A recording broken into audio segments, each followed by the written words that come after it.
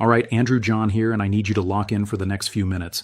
What I'm about to share with you is not speculation, it's not theory, and it's not another market commentary piece. On February 5th, 2026 at 2:47 p.m. Eastern Time, the overnight repo market experienced a liquidity event that sent shockwaves through the institutional trading floors of New York, London, and Tokyo. Repo rates, the cost for banks to borrow cash overnight using Treasury securities as collateral, spiked from a normal range of 4.5% to 4.8% all the way up to 9.2% in a matter of hours. This is not a crash. This is not a panic in the traditional sense. This is something far more dangerous.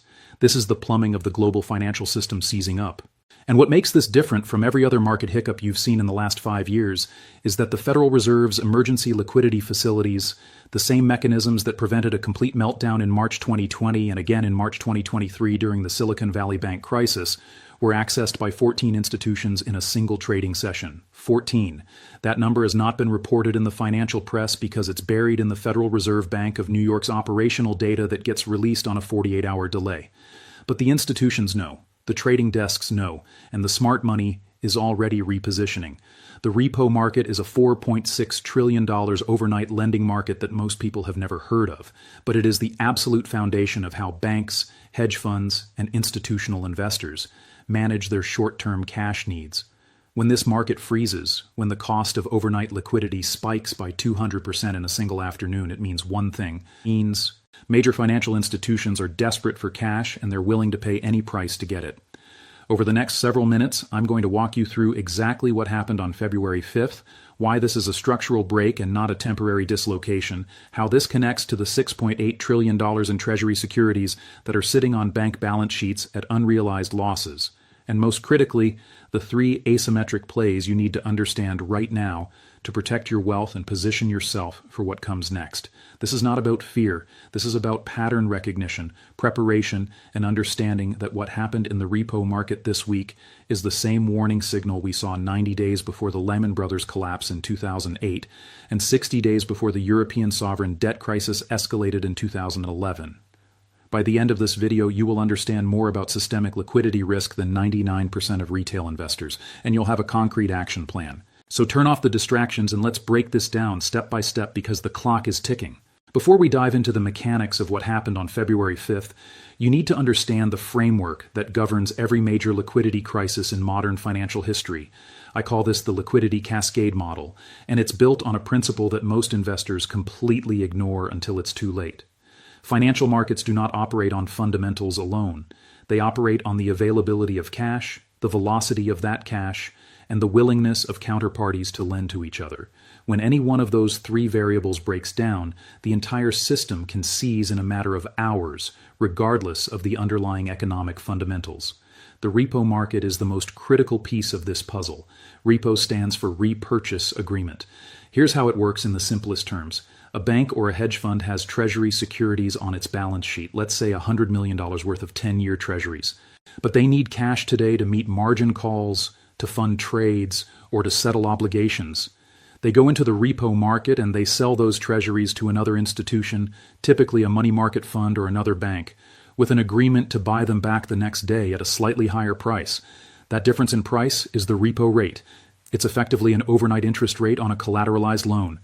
When the system is functioning normally, repo rates track very closely with the Federal Reserve's policy rate. Right now that's around 4.5%. Banks can borrow overnight at that rate, plus or minus a few basis points, and everyone goes home happy. But when repo rates spike, when they suddenly jump to 7%, 8%, 9%, or higher, it means that lenders are either running out of cash to lend or they don't trust the collateral being offered. And in a Treasury-backed repo market, the collateral is supposed to be risk-free. So when rates spike like they did on February 5th, the message is clear. The system is under stress, and institutions are hoarding cash. This is the exact same pattern we saw in September 2019 when repo rates spiked to 10% overnight, forcing the Federal Reserve to intervene with hundreds of billions in emergency liquidity. It's the same pattern we saw in March 2020 when the COVID crisis hit, and repo markets froze entirely, requiring the Fed to inject over $1 trillion in a matter of days. And it's the same pattern we saw in March 2023 when Silicon Valley Bank and Signature Bank collapsed and regional banks suddenly couldn't access overnight funding. The core thesis of this video is straightforward. We are witnessing the early stages of a liquidity crisis driven by a toxic combination of unrealized losses on bank balance sheets, rising treasury yields that are destroying bond portfolios, and a Federal Reserve that is trapped between fighting inflation and preventing a financial system collapse. This liquidity stress will create three asymmetric opportunities in short-duration cash equivalent plays, in precious metals as a zero counterparty risk asset, and in deeply distressed financial sector trades for those with the stomach to time the bottom. If you understand this framework, you can position yourself ahead of the herd. Now let's turn to history, because the pattern we're seeing today has played out twice in the last century, with devastating consequences for those who didn't recognize the warning signs. The first parallel is the liquidity crisis of 1931, which is often overshadowed by the 1929 stock market crash, but was actually far more destructive to real wealth. By 1931, the stock market had already fallen significantly, but the banking system was still intact. Then in May of that year, Creditanstalt, Austria's largest bank, collapsed due to a liquidity crisis. It couldn't meet short-term obligations even though its long-term assets were theoretically sound. This triggered a cascade across Europe. German banks faced runs. British banks faced runs. And within months, over 2,000 banks in the United States had failed. The common thread was liquidity. These institutions had assets, but they couldn't convert those assets into cash fast enough to meet withdrawals and obligations. The repo market didn't exist in the modern sense back then, but the overnight lending market between banks functioned the same way. And when that market froze, when banks stopped lending to each other out of fear, the entire system collapsed. The investors who preserved wealth during this period were the ones who recognized the liquidity warning signs early. They moved out of bank deposits above insured limits. They converted paper assets into gold, which was still legal to own at that time. And they held cash in the safest possible institutions. The lesson from 1931 is that liquidity crises move faster than solvency crises. By the time a bank is declared insolvent, the liquidity crisis has already destroyed wealth across the system. The second historical parallel is the 2008 financial crisis, and specifically the collapse of Lehman Brothers. Most people remember Lehman as a bankruptcy caused by bad mortgage-backed securities, and that's partially true. But the actual mechanism of death was a repo market freeze. In the summer of 2008, Lehman was still operating. It had assets, it had revenue, but it relied on the repo market to fund its operations on a daily basis, borrowing tens of billions of dollars overnight using its securities as collateral. In early September 2008, repo lenders started pulling back. They demanded higher haircuts, meaning they would lend less money against the same collateral. Then they demanded higher interest rates. And finally, they stopped lending altogether. On September 15, 2008, Lehman Brothers filed for bankruptcy, not because its assets were worthless, but because it couldn't access the cash it needed to open for business that morning. The repo market had frozen. And once Lehman fell, the contagion spread instantly. Money market funds broke the buck, commercial paper markets seized, and the entire global financial system came within hours of a complete shutdown. The Federal Reserve and the Treasury had to inject trillions of dollars in emergency liquidity through TARP, through the discount window, through repo facilities, and through direct bailouts to prevent a total collapse. The investors who saw the repo market stress in the summer of 2008 and repositioned into cash, into gold, and out of financial sector equities were the ones who avoided the worst of the carnage. The ones who ignored the warning signs and stayed fully invested watched their portfolios get cut in half. Here's what connects those two historical periods to today. Both were preceded by a period of asset price inflation funded by cheap and abundant credit. Both saw leverage build up across the financial system to levels that were unsustainable. Both experienced an initial shock that exposed the leverage, and both saw the repo market and overnight lending markets freeze as the mechanism of contagion. We are now in the early stages of that same pattern. And the trigger this time is not subprime mortgages or European sovereign debt. It's the $6.8 trillion in unrealized losses sitting on the balance sheets of U.S. banks due to rising interest rates. Let me explain how this works, because this is the quiet mechanism that makes the February 5th repo spike so dangerous. When a bank buys a treasury bond or a mortgage-backed security, it books that asset at par value on its balance sheet. If the bank buys a 10-year treasury bond yielding 2% and holds it to maturity, everything is fine. But if interest rates rise, the market value of that bond falls. A 10-year treasury yielding 2% is worth significantly less in a market where new 10-year treasuries are yielding 5%. The bank hasn't technically lost money yet because it plans to hold the bond to maturity. But if the bank needs to sell that bond to raise cash, it has to sell it at the current market price, which means it takes a realized loss.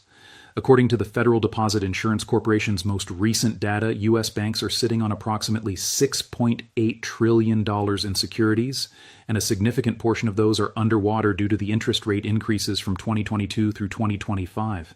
This is not a secret, it's disclosed in regulatory filings, but it's not a problem until it becomes a problem. And it becomes a problem when banks need liquidity fast. Now let's connect this to what happened on February 5th. According to the Federal Reserve Bank of New York's repo operations data, which is published with a 48-hour delay, the overnight repo rate spiked from its normal range of 4.5% to 4.8%, up to 9.2% in the afternoon trading session. At the same time, the Federal Reserve's standing repo facility, which is an emergency backstop for banks that cannot access funding in the private market, saw usage from 14 institutions in a single day. That is the highest number of institutions accessing that facility since March 2023 during the regional bank crisis. Now, the Federal Reserve has not disclosed which institutions accessed the facility. That information is kept confidential to prevent panic. But we can infer from the repo rate spike and the volume of transactions that several large institutions were scrambling for cash. Why would institutions be scrambling for cash? There are three possible explanations, and all three are bad. The first explanation is that a major institution or multiple institutions are facing margin calls or redemptions that require immediate liquidity, and they can't sell their treasury or mortgage-backed security holdings without taking massive losses.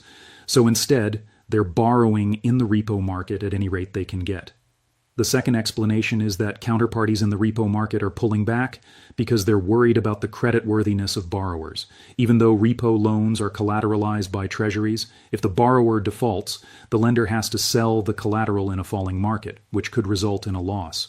So lenders are demanding higher rates to compensate for that risk. The third explanation, and this is the most systemic, is that there's a shortage of cash in the system overall. The Federal Reserve has been running quantitative tightening, meaning it's been shrinking its balance sheet and pulling liquidity out of the system.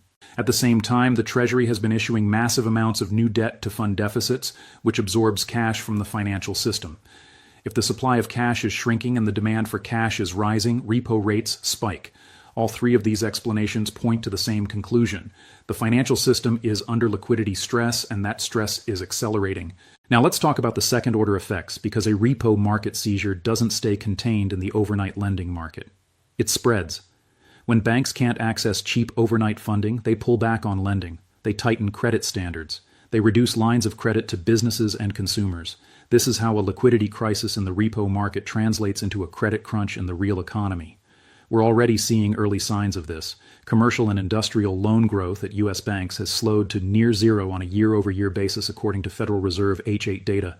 Credit card charge-off rates are rising, auto loan delinquencies are rising, and commercial real estate lending, which we've covered in previous videos, is effectively frozen. Now layer on top of this the fact that the Treasury is still issuing over $2 trillion in new debt annually to fund the federal deficit. That debt has to be absorbed by the market. And if the market is facing a liquidity crunch, yields have to rise to attract buyers.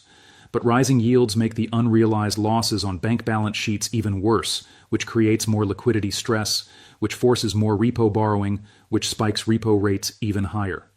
This is a feedback loop, and once it starts, it's very difficult to stop without massive central bank intervention. So what are the three asymmetric plays in this environment? Let me be very clear about this because positioning in a liquidity crisis is different from positioning in a solvency crisis. The first play is cash and cash equivalents in the safest possible vehicles. I'm talking about treasury bills with maturities under 90 days, money market funds that invest only in government securities, and FDIC-insured bank accounts that are well below the $250,000 insurance limit. The reason this is asymmetric is because in a liquidity crisis, cash is king. When everyone is scrambling for liquidity, the people who have cash can buy distressed assets at pennies on the dollar. This is how the smart money made fortunes in 2008 and 2009. They held cash through the crisis and then deployed it when assets were being liquidated at fire sale prices. The key is to avoid duration risk. Do not be in long-term bonds or bond funds right now because if yields continue to rise, those will get crushed. Stay short, stay liquid, and stay safe. The second play is physical gold and silver as a zero counterparty risk hedge. In a liquidity crisis, the weakest link is always counterparty risk. Your bank deposit is a liability on the bank's balance sheet. Your bond is a promise from the issuer. Your brokerage account is a claim on securities held by a custodian. All of these have counterparty risk.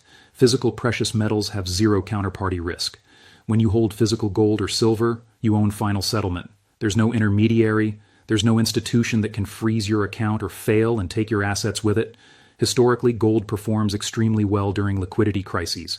In September 2008, after Lehman collapsed, gold fell initially as institutions liquidated everything to raise cash. But within 3 months, it was making new highs as investors fled into safe haven assets. In March 2020, the same pattern played out. Gold dipped briefly during the liquidity scramble and then rallied over 40% in the following months. The move here is to allocate a meaningful portion of your portfolio, at minimum 10 to 15%, into physical gold and silver that you hold outside the banking system, not ETFs, not futures, not unallocated accounts, physical metal in your possession or in fully allocated segregated storage. The third play, and this is for those with higher risk tolerance and the ability to time entries, is distressed financial sector equities and credit. When a liquidity crisis hits, financial stocks get destroyed. Banks, broker-dealers, asset managers, insurance companies, they all sell off indiscriminately. But not all financial institutions are created equal. Some have fortress balance sheets, low leverage, and strong liquidity positions. These institutions will survive the crisis and will trade at Depression-era valuations during the panic. This is the exact playbook that made Warren Buffett billions in 2008 and 2009 when he bought Goldman Sachs and Bank of America preferred shares at distressed prices. The asymmetry is that you're buying high-quality institutions at prices that assume bankruptcy, but the reality is they will survive and thrive once the liquidity crisis passes. The key is to wait for the panic. Don't try to catch a falling knife. Wait until repo rates have spiked even further, until we see forced liquidations, until the Federal Reserve steps in with emergency measures. Then you deploy capital into the highest quality names at the lowest prices.